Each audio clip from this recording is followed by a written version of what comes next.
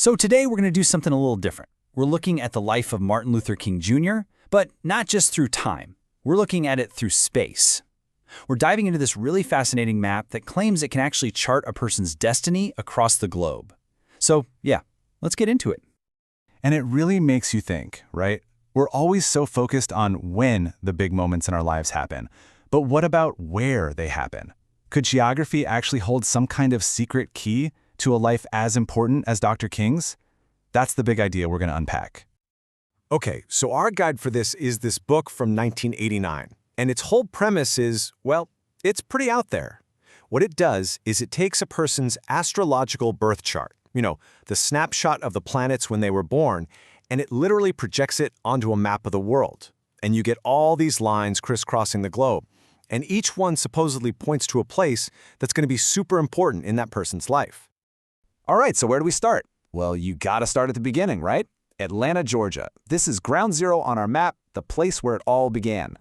Think of it like this. Every map has its data source, right? For this one, it's all based on this single document, Dr. King's astrological birth chart. It's the blueprint. According to the book, every single line you see drawn across the planet comes right from the data calculated from this one moment in time in Atlanta. And this is where the book makes its first really big claim. It says, hey, it's no accident that Dr. King's journey started right there in his hometown. Why? Because Atlanta falls smack dab on a very specific line on his map, a line called the Jupiter Ascent. Okay, so what in the world is a Jupiter Ascendant line? Well, in this system, it's basically your go time zone. It's supposed to be a place where you emerge publicly, where you really find your voice and have this huge personal growth. And the book's point is, for Dr. King, that happened exactly where this theory says it should have.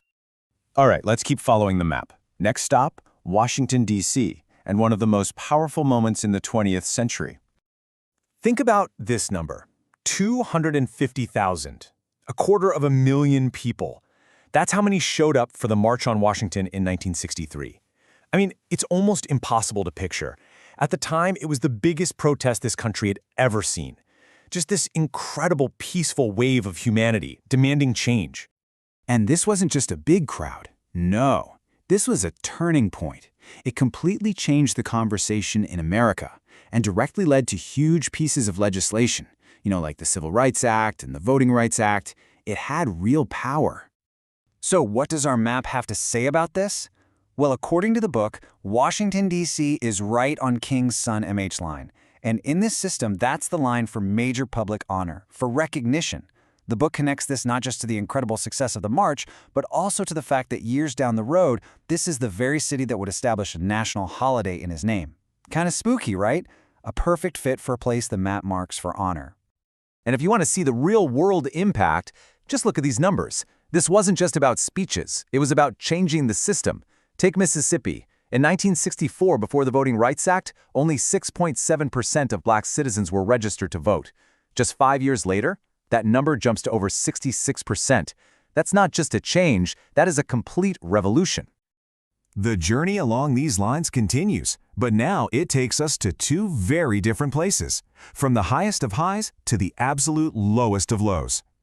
So just 1 year after the march, Dr. King gets this incredible recognition on the world stage. He's in Oslo, Norway, accepting the Nobel Peace Prize. And you guessed it, the book points out that Oslo is right on another one of his positive lines, the JUMH line, one that's also all about public honor and success in his career. But then, 4 years later, everything changes. In 1968, in Memphis, Tennessee, Dr. King was assassinated. And when you look at the map, Memphis is sitting directly on one of the most difficult lines you can have, the Pluto IC. So what does Pluto IC mean in this system? Well, it's heavy stuff. It's associated with fate, with huge, life-altering transformations, and, chillingly, with profound endings. It's just a deeply somber and powerful final point on this map of his life. But the story doesn't quite end there. The book actually makes this really interesting and kind of unexpected connection between Dr. King and another giant of nonviolent protest. So get this, years after Dr. King's death, there was this huge fight in Arizona over making his birthday a national holiday. The governor refused. Now the book's author points out that, yep, King's map has a bunch of really tough lines running right through Arizona. But here's the wild part.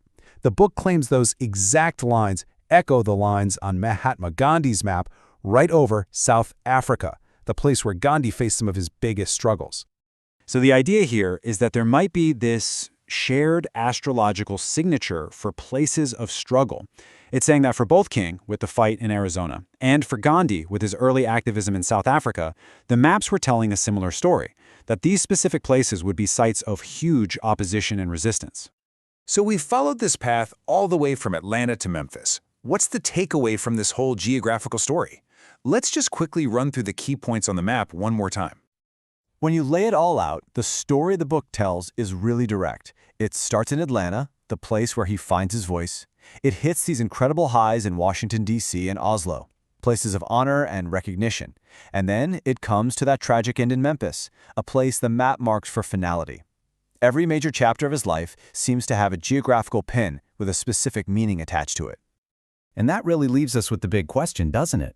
When you see a life mapped out like this, where all the pieces seem to fit so perfectly, are you looking at some hidden pattern, some kind of destiny written on the globe?